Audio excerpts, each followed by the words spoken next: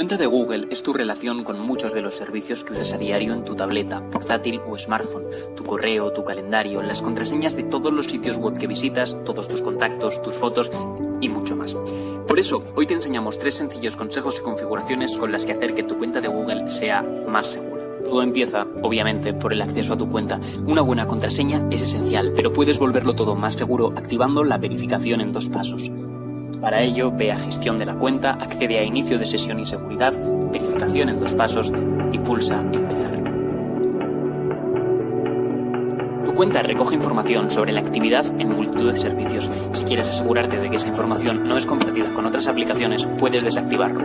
Ve a Información personal y privacidad, controles de la actividad de tu cuenta y ahora podrás elegir qué servicios desactivar. Tu historial de navegación, de ubicaciones, la información general de tu cuenta o el historial de reproducciones de YouTube.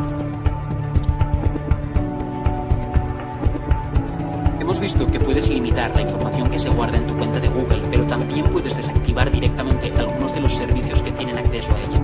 Para ello, accede a Preferencias de la cuenta, pulsa en Eliminar servicios de Google y selecciona qué aplicaciones y servicios quieres que dejen de tener acceso a tus datos.